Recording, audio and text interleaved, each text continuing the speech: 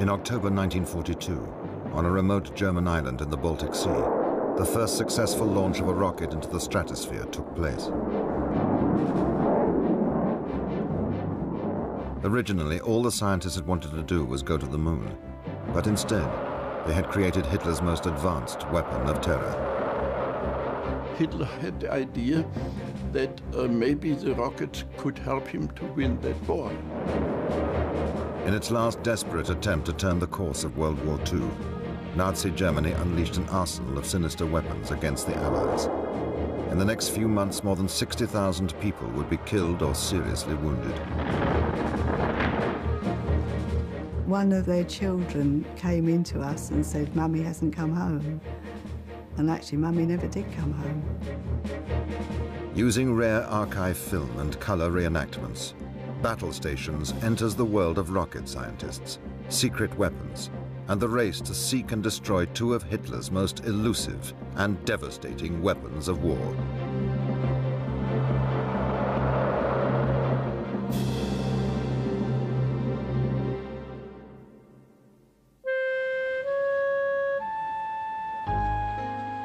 Germany's fascination with rockets and the idea of interplanetary travel dated back to the 1920s, when a wave of rocket fever swept through the country.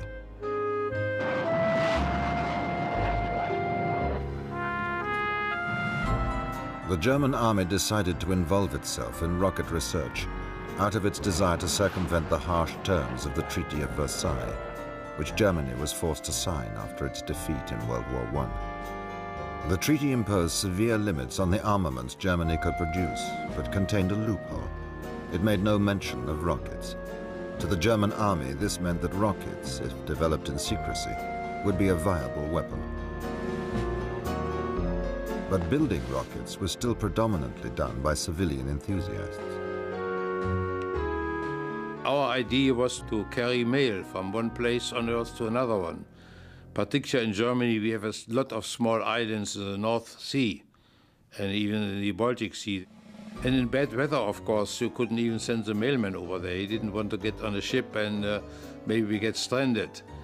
And of course, if you did it by ship, it took you a week to get your mail there. With a rocket, we had figured out already it would take about half an hour. So it was a big advantage.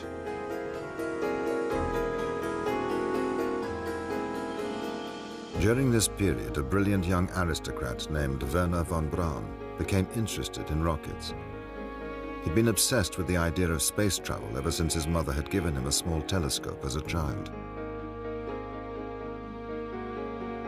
Wernher von Braun was actively developing his own rocket designs when he approached the German army for funding. They liked his practical ideas and enthusiasm and offered him a job. He was just 20 years old. In 1932, he began working at the Army Experimental Station under the direction of Colonel Walter Dornberger, the man responsible for Army rocket development. It was the start of a long association that would last for over 30 years.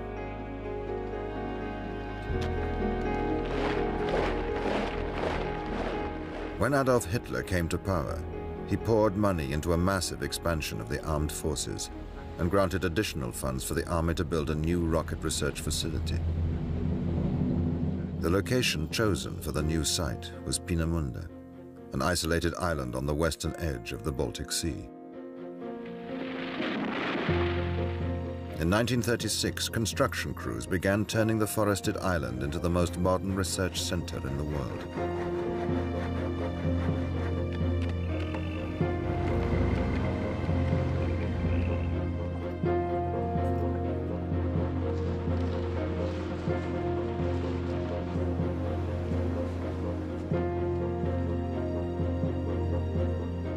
Peenemünde was an ideal location for a secret rocket base. Heavily forested, it could hide workshops, power plants, and test stands. The whole facility was self-sufficient. My first impression in Peenemünde was that it was a huge enterprise. The area was great on the island. There was a little railroad connecting the different points. There were big hangars, big halls, big laboratories, manufacturing halls, test stands. It was a very great impression. Within 3 years, Peenemünde expanded to include shops and living quarters for the community of 4,000 skilled workers living within its perimeter. A railway brought in another 11,000 employees who lived in nearby towns. The security was very tight, and you normally had to stop at the gate and show your pass. And even the people who came with the railroad, they were normally even checked twice. They were checked once when they got on the railroad, and they were checked again when they finally entered the main area of the facility. The people working at Peenemünde developed a real sense of community. Its sea and long sandy beaches were ideal for recreation. For 20-year-old mathematician Ruth Kraft, it was a perfect place to work. It was a very attractive location on the Baltic Sea. This was a dream holiday destination for people from Middle Germany like myself, back in the 30s. I soon sensed that the facility was consciously designed as a kind of ghetto for scientists. Angelegtes Wissenschaftlerghetto. The German Army's first 2 experimental rockets, designated the A1 and A2, were very small and basic. But the A3, which was 20 feet in length, was a practical research device.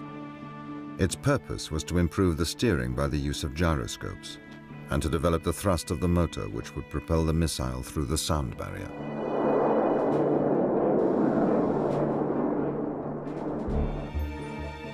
In 1937, encouraged by the success of the A3, the German High Command issued specifications for a new rocket. The missile should have a 200-mile range, a 1-ton warhead, and be transportable by railway. Von Braun came up with the A4 design. But before the A4 combat rocket could become a reality, another test model was developed, the A5. On this new model, fins were added to improve stability.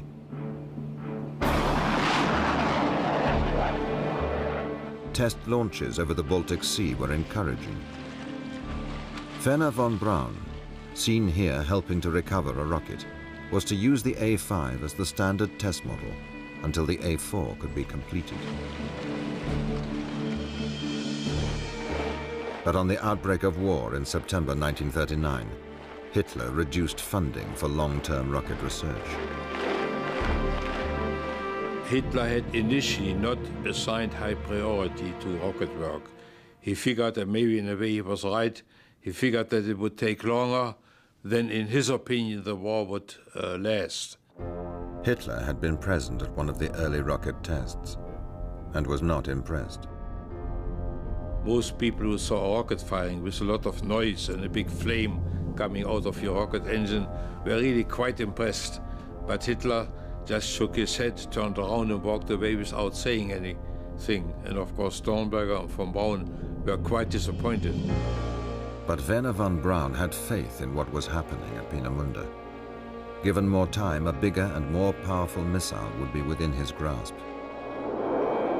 He feared, however, that time was running out, and without Hitler's support, long-range rocket development in Germany would come to an end.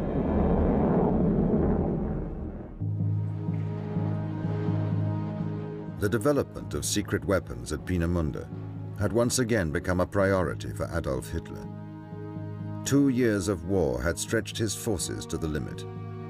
By late 1941, Hitler ordered Werner von Braun, Germany's top rocket scientist, to go ahead with production of the A4, the world's first long-range combat rocket. Although Werner von Braun was the technical director of the A4 project, the logistics for its production fell to Walter Dornberger, Peenemunde's military chief. The friendship and common aim of the two men would prove vital to the project. Along with Dornberger, von Braun had assembled a team of brilliant scientists and engineers to produce the A4 rocket. Augusta Frieda was von Braun's secretary in those early years. Dr. von Braun war ganz leger. Dr. von Braun was very relaxed, never strict, or the way one imagines a boss to be. In the evenings, we would write down all the results of the tests. We were enthusiastic about the idea and how to put it into effect. We never really thought of it as a weapon. It was always a research project. Werner von Braun worked tirelessly on the many technical problems of his design. Dr. von Braun was obsessed with his idea. Otherwise, he would not have been able to inspire his colleagues the way he did, and they wouldn't have been so devoted to him. He also drew the right people closer to him, and they really worked hard to continue his line of thought.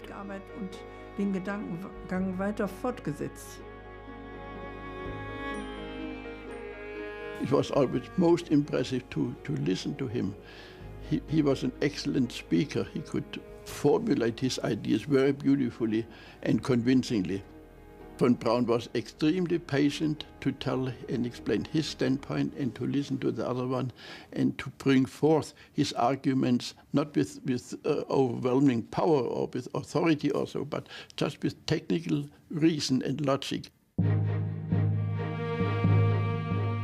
The A4 would travel at roughly 4 times the speed of sound, a velocity unheard of at the time. The aerodynamics of the weapon were a critical factor in the early stages.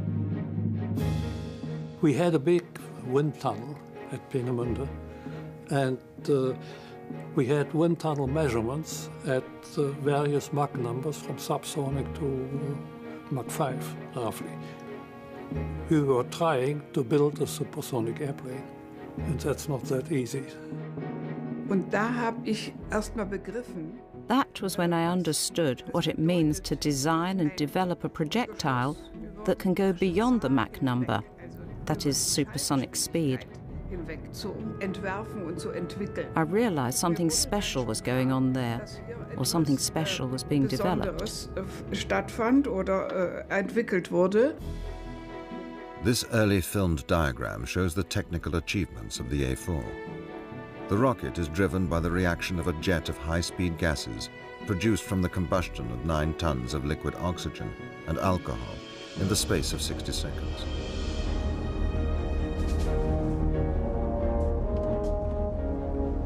The man responsible for this revolutionary breakthrough in the rocket motor was Dr. Walter Thiel.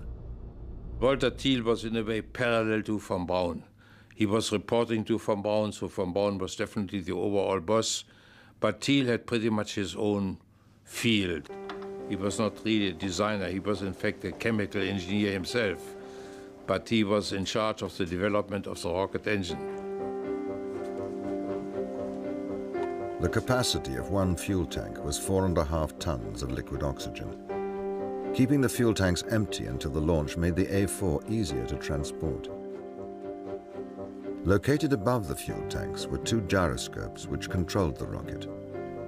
These operated the large graphite vanes placed behind the jet to deflect the exhaust gases and so steer the rocket. The first assembled A4 was finally ready for testing by March 1942.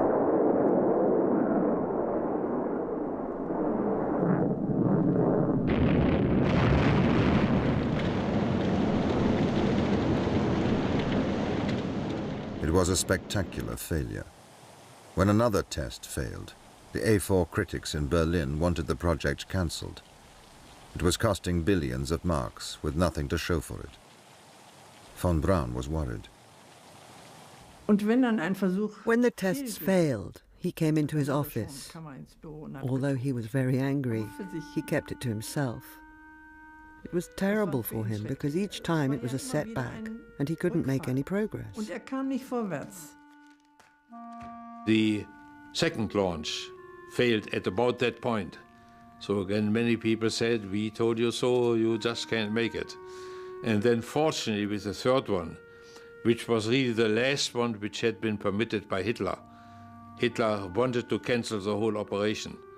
And he insisted, you at least have to show us in one good launch that you can make it, that you can obtain a reasonable distance with your missile. On October the 23rd, 1942, an improved A4 was fired.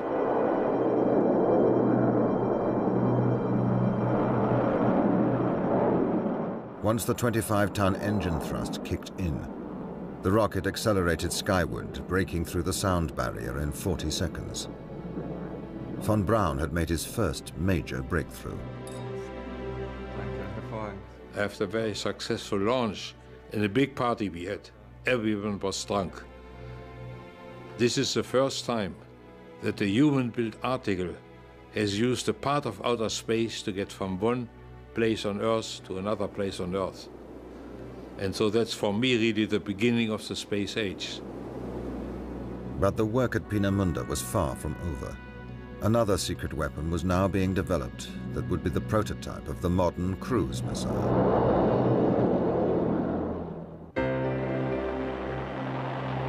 While rocket scientist Werner von Braun was developing the world's first space rocket at Peenemünde for the German army, the Luftwaffe was planning its own secret weapon.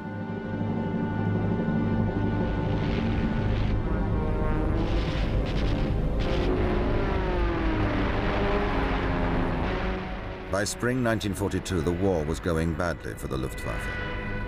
Having failed to win the Battle of Britain, its commander-in-chief, Hermann Göring, had lost credibility with Hitler.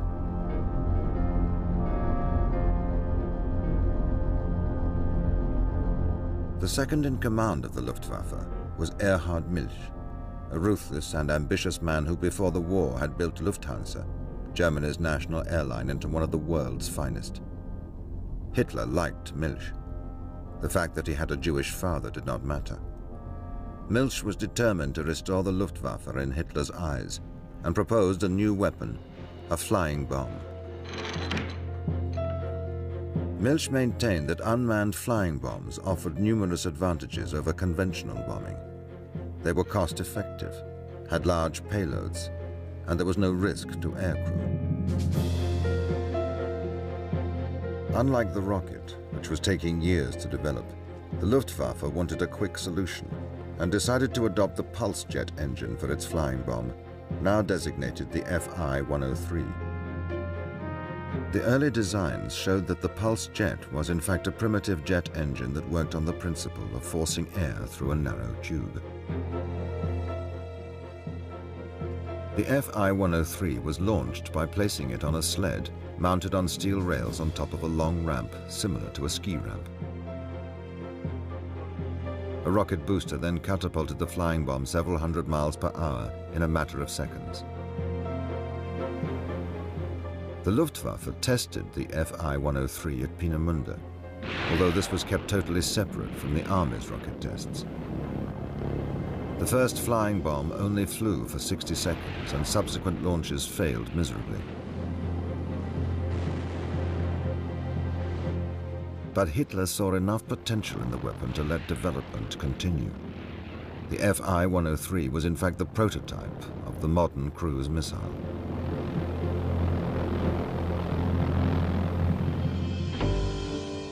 Some new feathers here, sir.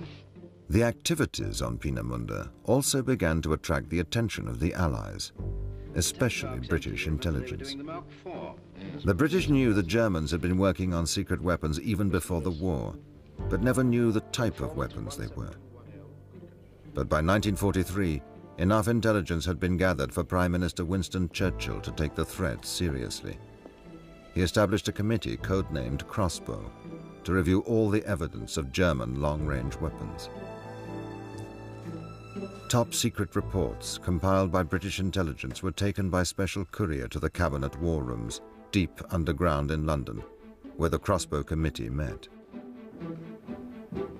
The committee was headed by Duncan Sandys, a politician and Churchill's son-in-law. The other leading figure was Lord Cherwell, the British government's scientific advisor, who strongly argued that the Germans were not capable of building a rocket which would pose a threat to the country. In simple terms, Cherwell believed the solid-fuel rocket would be too large to be a practical proposition, and that any alternative, particularly the use of liquid fuel, was beyond the technology of the time. Sands did not agree. Cherwell insisted that talk of a rocket was a hoax to conceal some other weapon, possibly a flying bomb. Sands, always the shrewd politician, believed the Germans probably had both a rocket and flying bomb, and immediately ordered an increase in aerial reconnaissance missions. A great deal of the evidence for the German long-range weapons had so far been obtained by photographic reconnaissance. Looking for secret weapons was a new field for the photographic interpreters, who had been trained to look for conventional military hardware and movement. You always checked in case there was something there that wasn't there before. And that's when you found, oh, there's a new road there, or there's a new building there. What's that? So you get out the old cover and look that up. No building. So what are they putting up there? It just worked from checking over and over again. The breakthrough came when interpreters found a small pilotless aircraft sitting on the end of a firing ramp at Peenemünde. A possible flying bomb. Then, on June the 23rd, 1943, another sortie produced a photograph where a rocket could clearly be seen. The British were stunned. It was now obvious the Germans were planning a rocket attack on Britain. Duncan Sands immediately requested a massive bombing raid on Peenemünde.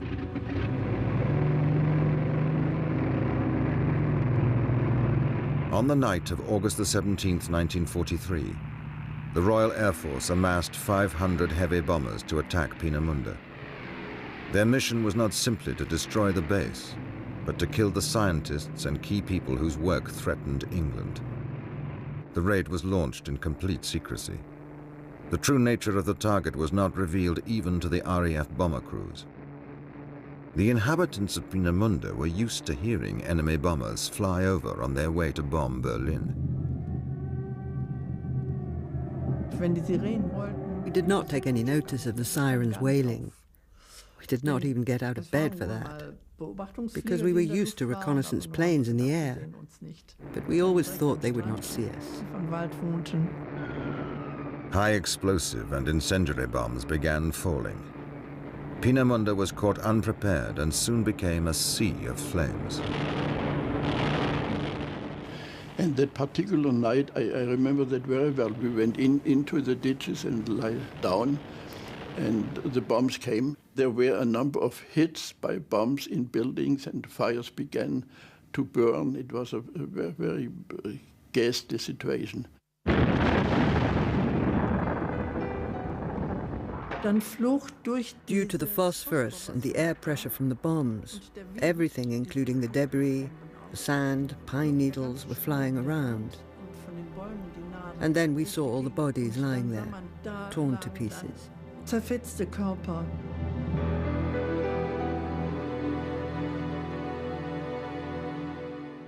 A total of 735 people were killed, including many scientists, among them the man responsible for the A4 motor, Dr. Thiel. Thiel's family, his entire family, was completely wiped out.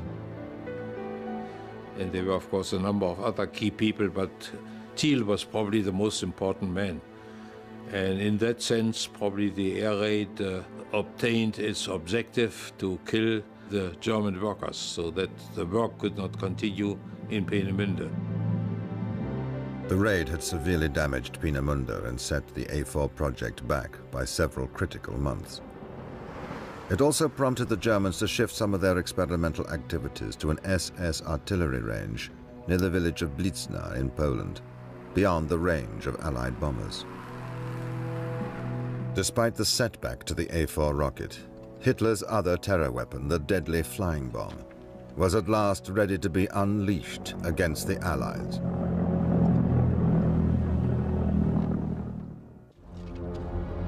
Although the devastating RAF raid on the German base at Peenemünde was a serious setback to German rocket development, it had not affected Hitler's new flying bomb. By 1944, these terror weapons were now being secretly transported to their launch sites. A series of aerial reconnaissance missions by the Allies along the French and Belgian coast had identified a number of possible launch sites for long-range weapons against Britain. Gradually, one was able to build up that there was something going on. So then we managed to plot the whole of that coastline. There must have been over 100 sites, and alarm bells rang because it was much bigger than anybody expected. And all the sites were pointing to London. On June the 13th, 1944, exactly 1 week after the Allied invasion of Europe had begun, the first German flying bomb was launched across the English Channel. It landed in the East End of London, where it killed 6 people. Nazi propaganda minister Joseph Goebbels announced to the world that Vergeltungswaffe 1, Vengeance Weapon 1, had been used in retaliation for the Allied invasion of Normandy. The weapon was now known as the V1. Over 3,000 V1s would be launched against London in the next few weeks.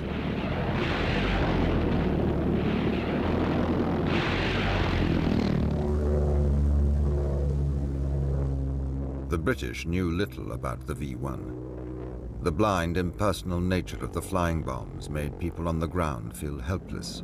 There was no human enemy to shoot down.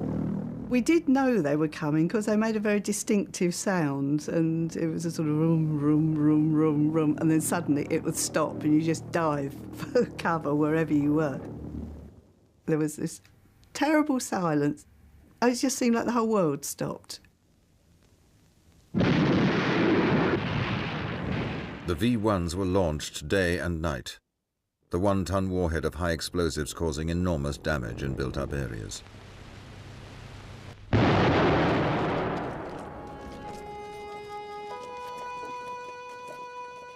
Cyril de Man was a chief fire officer at the time. I was on many a job within minutes before the smoke had gone down. It was horrific, really, and you'd have people, members of the family, or possibly neighbours and people they knew, seeing dismembered bodies laying all over the street. And there were scenes of terrible distress. I saw so much of it that I hardened myself. I couldn't afford to be emotional about it, otherwise I wouldn't have been doing my job. Nobody escaped the effects of the indiscriminate bombing, although London schoolboys like Tony Moss felt it was an adventure. I suppose I didn't fully sense the danger, being only about 13 years of age. We got used to them. We even used to go out into the garden and watch these noisy things go over. They sounded like a motorcycle going across the sky. And eventually, of course, they became known as flying bombs and then buzz bombs, and then people nicknamed them the doodle bug. The British authorities were stunned by the magnitude of the bombardment. It had been difficult to plan how best to defend London against the V1 without knowing the precise nature of the weapon. The main defenses were based on dealing with conventional bombers. Huge gas-filled barrage balloons were erected. Their thick cables were designed to rip the wings off any flying machine that flew into them. They eventually accounted for 232 flying bombs. The anti-aircraft guns found it difficult to stop the smaller, low-flying V1s.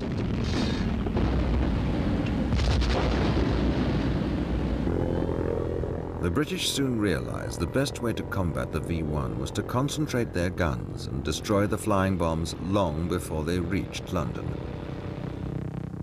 2 new American defense weapons were also introduced. A radar system which plotted the course of the flying bombs, giving the gun crews more accuracy. And a new close proximity fuse in the gun shells, which exploded when it was within range of the target, turning a near miss into a hit.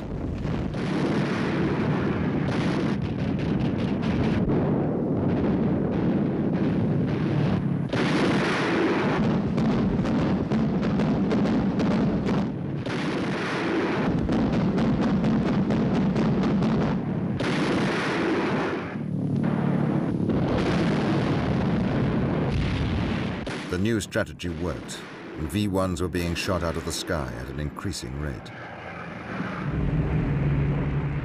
The Royal Air Force also had considerable success shooting down V-1s.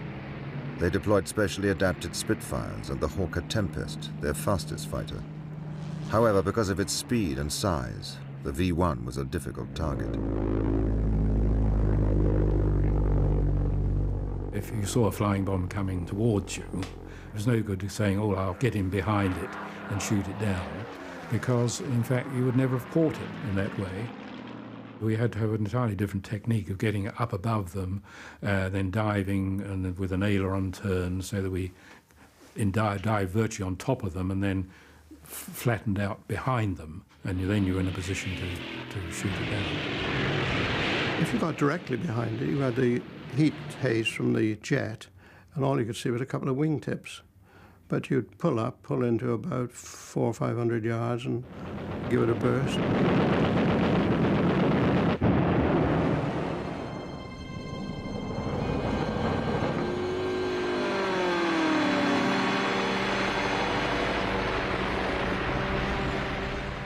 If an aircraft ran out of ammunition, some pilots adopted the highly dangerous tactic of tipping the wings of the V-1 to send it off course. I put my port wing underneath the starboard wing of the flying bomb, and I'm afraid that didn't work. It just skidded away from me. And I thought, well, this is no good, so a change of technique. Next time I put my wing under and then immediately flicked my stick over, and the thing just catapulted into the ground, into a wood just outside Sevenoaks. By the end of August, only one bomb in 7 got through to the London area. It looked as if the V-1 had been mastered.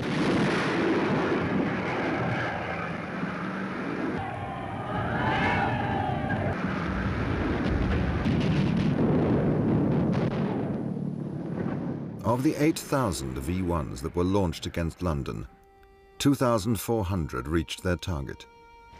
The price of Hitler's terror weapon was high. A total of 24,000 civilians were killed or seriously injured. 750,000 houses were damaged.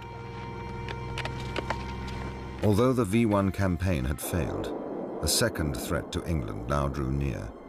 A silent, deadly missile was about to be hurled at London. By 1944, German rocket scientist Wernher von Braun and his team had made great strides in rocket technology since their first successful launch of the A4 2 years earlier. Yet problems with the A4's propulsion system meant von Braun was still unable to give Hitler a fully operational combat rocket.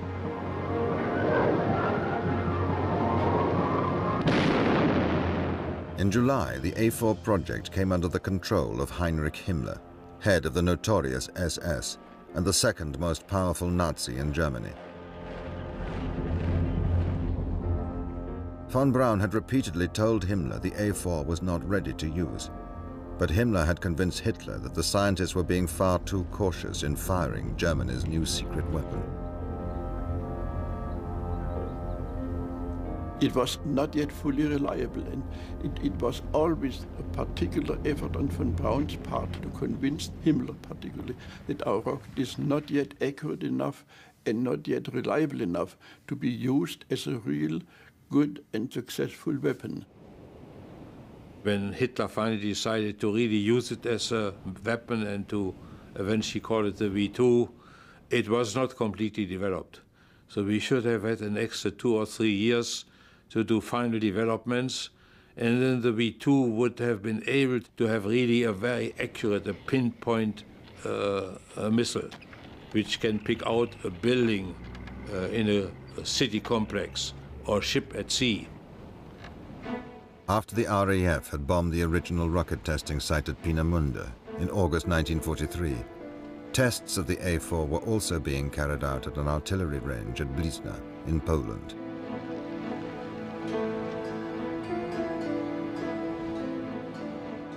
The Polish resistance had been keeping a vigilant watch on the activities at Blizna, when during a test flight, an A4 fell from the sky, landing on the banks of the River Bug without exploding. The Poles found the rocket, and before the German recovery team arrived, managed to hide it by rolling it into the water. The Germans, unable to locate the A4, gave up the search. Working under constant threat of discovery, Polish engineers supervised the dismantling of the missile before contacting British intelligence. The British desperately needed technical information about the mysterious A4. And on July the 25th, an RAF Dakota landed on a little used airfield in Poland to collect the components of the stolen rocket and take them back to London. This vital new evidence confirmed the destructive potential of the Nazis' long-range rocket. Churchill was deeply worried. With the V1 campaign still raging over London, he decided to keep news of the new deadly weapon from the general public. With luck, the launch sites could be hunted down and destroyed before they could be used. With the collapse of the German forces in France, the Allies would soon reach the borders of the Reich itself. Hitler hoped to counter this threat by unleashing his new secret weapon, and on August the 29th he ordered the A4 offensive to begin. The German army moved its A4 launch crews to The Hague in Holland, which was 200 miles from London, just within the missile's range. The Germans figured the Allies would be reluctant to bomb the Dutch capital, known as the City of Peace. The mobile launchers were hidden in the surrounding woods and then driven out into the open for firing. On September the 8th, 1944, the first A4 was launched against London. It reached a height of about 50 miles before falling at 3,000 miles per hour on its target. The whole flight took no more than 5 minutes. There was no warning. It came over and came down faster than the speed of sound, so that you heard the explosion from the bomb and then heard it coming a second or two afterwards. And it used to sound rather like a tube train coming into a station. The Nazi propaganda machine quickly dubbed the A4 the V2, Vengeance Weapon 2. What made the V2 unique among the weapons of World War II was the fact that it could not be intercepted. There was no defense against the rocket once it was in the air.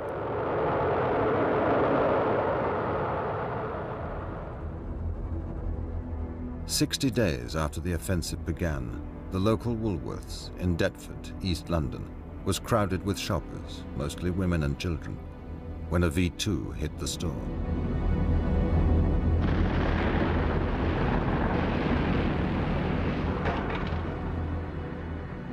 My school actually was more or less on the corner opposite where the bomb had gone off. But it was a very devastating thing. We knew lots of the women that were in the shop. They were neighbours, and I can remember one of their children came into us and said, "Mummy hasn't come home," and actually Mummy never did come home. We didn't know at the time, but it turned out to have been the biggest V2 disaster in Britain. The shoppers never had a chance. 240 of them were killed or seriously injured. In all, 1,100 V2s struck England, causing over 9,000 casualties. Destruction of property was massive. In London alone, 500,000 houses were destroyed.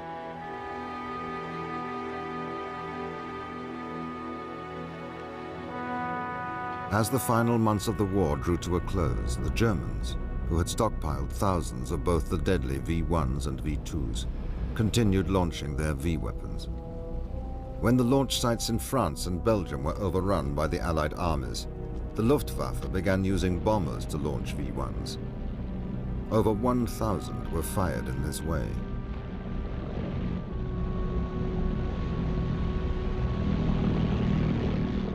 Hitler also launched a V-weapon campaign of terror against the Belgian city of Antwerp in a desperate bid to stop its port being used by the Allies. 9,000 V1s and 1,600 V2s were fired on the city, causing 10,000 casualties. But time had run out for Hitler. The Allied forces were already advancing into the heart of the Third Reich. Yet both the V1 and V2 continued to be launched until 6 weeks before the war's end, on May the 8th, 1945.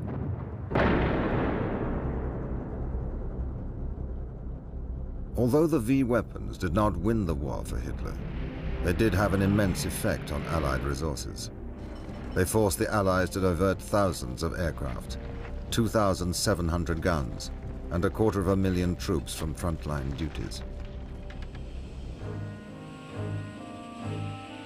After the war, conflicting opinions rose as to how effective the V weapons had been to the German war effort. General Eisenhower, the Supreme Allied Commander, remarked that if Hitler had succeeded in using the V weapons against English ports instead of London, the invasion of Normandy might have been written off. On the other hand, Albert Speer, the German Minister of Supply, thought the V2 had done the Germans more harm than the Allies, as the quantity of highly skilled men and scarce raw materials could have produced a large number of jet fighters which would have been decisive in the air war. With the war's end, there was a frantic race between the victors to capture as much information on the V weapons as they could. The Americans took the V1, renaming it the JB2, which they planned to launch against Japan. 100 V2s and tons of spare parts were also seized and transported back to the United States.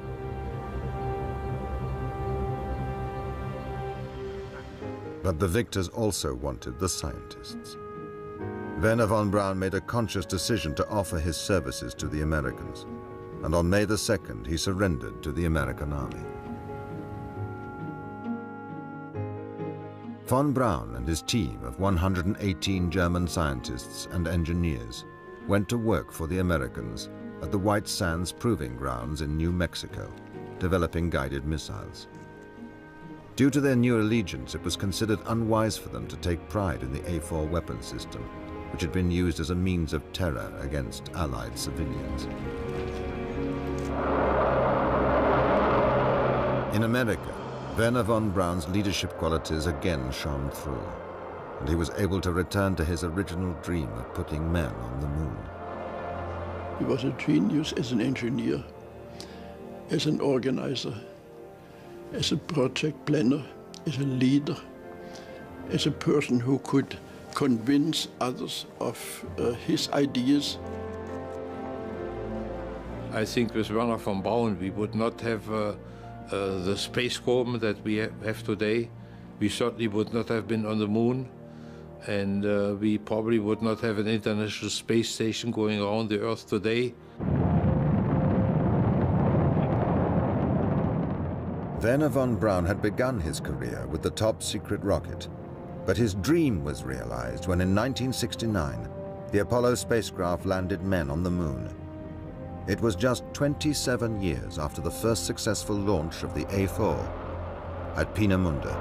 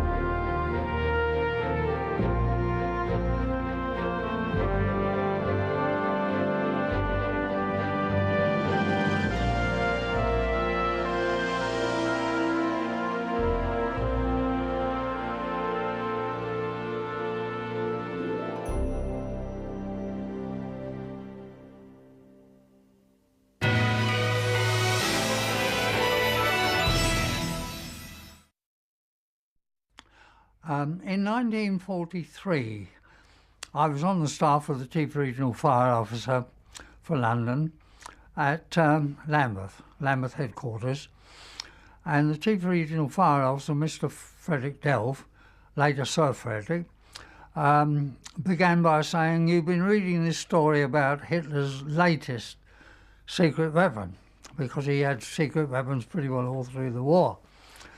And he said, "Well, it's no joke." The papers tended to make it a bit of a joke. He said, "We know, in fact, that it's a pilotless aircraft which got a 10-ton warhead, and it's directed and it's expected to be aimed at London in large numbers." The first one I saw was in Ilford, because I was stationed in Ilford, and it came across the sky in the early hours of the morning. There was the blackout, of course, which was very intense, and the first thing we saw was a glow, a reddish glow, quite like a fireball, coming towards us, and there was a terrific noise, like I can only liken it to half a dozen motorbikes without exhausts running at top speed, to give you an idea of what it was like. There was a tremendous racket, and it came roaring towards us, flying moderately high. They normally fly at about between 3,000 and 4,000 feet, and this one would be about that, I guess.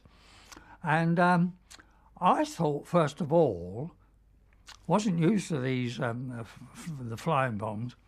I thought it was an aircraft, German aircraft, which had been set on fire by the RAF and it was about to crash. But this row I thought was something to do with its condition. And then all of a sudden there was a sudden halt. The noise stopped like that. And then we're just watching the thing, and the flame went out, and I couldn't see what happened after that because it was in the dark. The next 10 seconds, I suppose, afterwards, a tremendous explosion, fire going up, and a tremendous roar. It wasn't so very far off. It had crashed in Ilford, and so, of course, we went on there, and we thought it was a crashed aircraft at the time. No fires were started, but a tremendous amount of blast damage had been done. Lots of people buried in the debris of their homes, and we just piled in and got to work and pulled them out and sent them off. The civil defence people were there, the ambulances, Women's Voluntary Service, and all the ancillary people came around. And there was, as I said, 73 fell on London on that second night, and after that they came at about the same number, in the same numbers. We used to be able to get home round about breakfast time, and get the troops home, give them a meal, and put them to bed, and because we knew we were going to get a repeat programme the following night. And so they were able to get a good night's rest in during the day, and that was that was able to sustain us. But when the V weapons came along, 24 hours a day, we never knew. Sometimes there'd be one, sometimes 2 or 3 or 4 in the sky at the same time, and we were continually on the run. And the damage, the blast, was much greater from each single flying bomb or rocket than it was from a 1,000-pound bomb. There was more physical damage from the blast of a V1 and a V2. The V2 was the rocket, and in the case of the one of them I went to at Hughes Mansions, there was a block of 3 flats, each of 50 flats, side by side. And this rocket, at about 7:30 in the morning, buried itself in the foundations of the centre block and reduced that block to rubble and severely damaged the block on either side. So that was a degree of the damage from a rocket. it dived into the ground. Remember, it went 70 feet into the stratosphere, came over and came down faster than the speed of sound, so that you heard the explosion from the bomb and then heard it coming a second or two afterwards. And it used to sound rather like a tube train coming into a station. You know, that noise that you hear. That struck me as that was what it was like. Anyway, the flying bombs and the rockets did much about the same, individually, same damage, although the flying bomb, because it exploded on impact and on the surface, had a wider effect of blast. The rockets did more serious damage closer in, but both of them were very, I would say that they were all serious explosions from the V-bombs, more serious than we'd had during the Blitz. It was at about 7:30 one morning at Dagenham.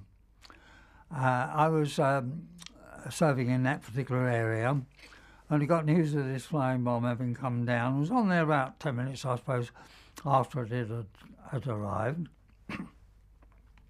And I pulled up in my car and got out. It was my normal practice to pull up on the outside and I'd go into the centre of the damage. And I saw a man running towards me.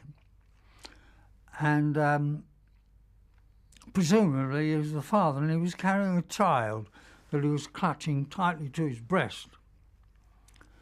And as he ran, I realised that he was bereft. He just overcome with emotion.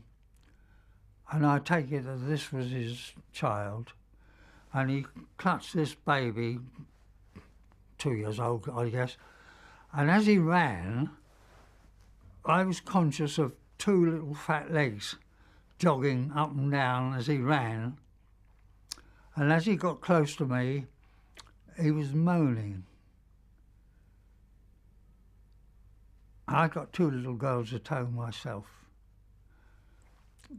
And the sight and the sound haunted me for weeks after that. And at other incidents, you see, we were on the scene because of our good fortune in having towers in each fire station yard. We were able to set up special observation posts for the V-weapon explosions. We put a cover over the top to give people a bit of protection, mounted a table, which was a compass card, and over the top they got a telescope and a finger pointing down, so that they would see an explosion over there and they would look through and look down and they'd get a compass reading, 248 or whatever. And they pick up the telephone down to the control room where they had an enlarged map of this sort, exactly the same in line with this. And they would say, explosion 248 from this OP number 7 or whatever. And they would have the compass card with a piece of elastic from the centre. And they would take the elastic with a drawing pin on the end and stretch it out over that reading, 248, and stick it in the side. So you got a line from this OP across 248. And within seconds, they would have a report from another fire station, somewhere over here, and they would give a different reading, and they would do the same there, and where the lines of elastic crossed, that would be it. And it was so accurate and so swift and so simple that we could tell within a minute, not only the street, we could almost tell you the number of the house. It was so accurate. And so the result was that the crews were all standing by, the alert had been sounded, and the initial attendance was 5 pumps. That's 25 men and 25 men, and they would, their main job, of course, was firefighting. But if there was no firefighting, they immediately go in and do rescue work. And if the officer in charge wanted some help, he would just say, make pumps 10, 15, 20, whatever. And they would make the number of pumps at that incident up to that particular number. So that's how we used to get on. Well, we would be on there very quickly, and I was on many a job within minutes before the smoke had gone down. And it was horrific, really. Very often it'd catch a lot of people in the street, and their bodies would be lying all over the place. And you'd have people, members of the family, or possibly neighbours and people they knew, seeing dismembered bodies laying all over the street. And there were scenes of terrible distress, especially if it was members of a family, you know. We saw so much of it, I saw so much of it, that I hardened myself.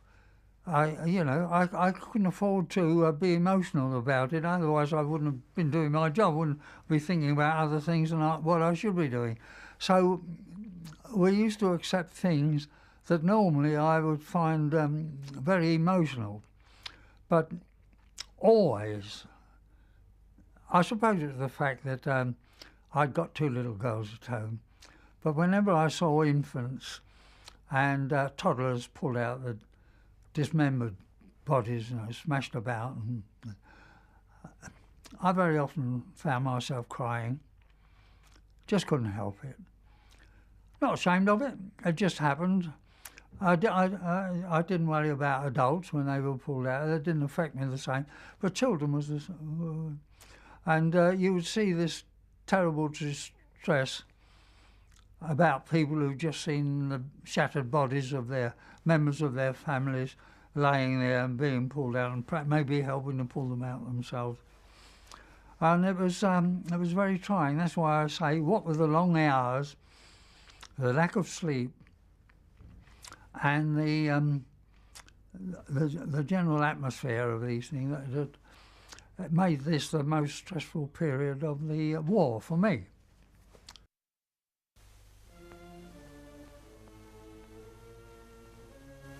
Some of them landed in the port. Many landed in the city. Life in Antwerp was transformed. Each bomb killed or wounded an average of 38 people. Old women, accustomed to a round of housekeeping and shopping, were suddenly crushed under tons of debris.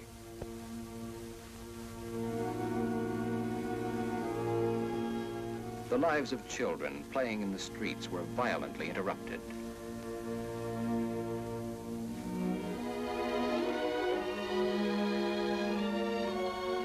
Homes became a ghostly setting for those who escaped death. Antwerp, its port and its people, would have been wiped off the earth were it not for the defense system known as Antwerp X. The story of Antwerp X began before the bombs came. Allied intelligence knew that the Germans had been building launching sites east and southeast of Antwerp. Counter preparations had been made. Under General Claire Armstrong, a combined organization of American, British, and Polish gunners were assigned to the defense of the city.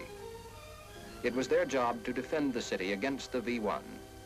Against the V-2, which traveled too fast to be seen, there was no defense. We knew that the German attack could come from many directions. Our strategy was one of shifting defenses.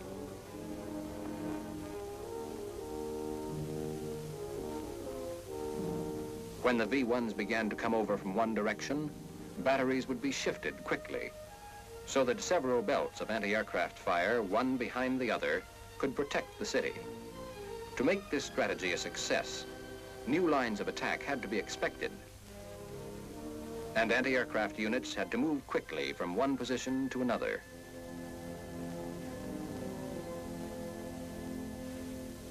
The gun crews around Antwerp learned to meet the extraordinary demands made by their jobs.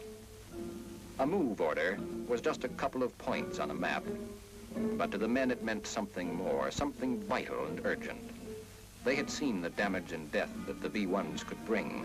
They knew that lives in Antwerp were at stake. They learned the importance of moving quickly. At all hours of the day and night, the small towns of Belgium shuddered as heavy equipment rushed along the quiet streets on the way to new positions of defense. The men got to know their jobs so thoroughly that handling the guns became second nature to them. It was like walking or talking. It seemed they had done it always. They learned speed in setting up, speed in getting the word through, speed in firing.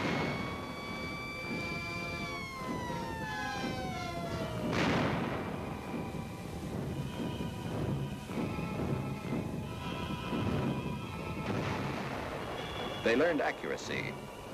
When the bombs first came, our gunners shot down only 1 out of every 2 bombs. Before the shooting was over, they were bringing down better than 9 out of 10. It wasn't the gunners alone. At each step in the process of bringing down a bomb, there were men whose place in Antwerp X was vital. Observers moved far forward into frontline positions to spot the V-1 soon after the takeoff from Germany. From these forward outposts, they flashed the earliest warning of an approaching bomb. Back at the battery, the signal comes in, and the gunners go to work. In a matter of seconds, each man is at his post, doing the job upon which all Antwerp was depending.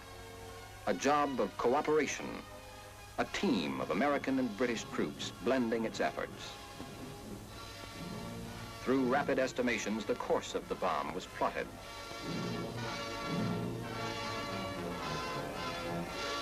Plotting was based on information received by radar units. Antennas scan the skies, listening, feeling, searching to discover the course of the bomb as exactly as possible. The bomb comes into range of the gun battery. And now the gun crews have their target.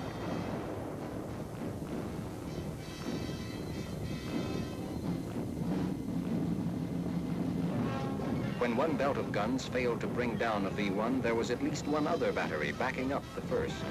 Sometimes 4 and 5 belts of guns guarded the bomb lanes to Antwerp.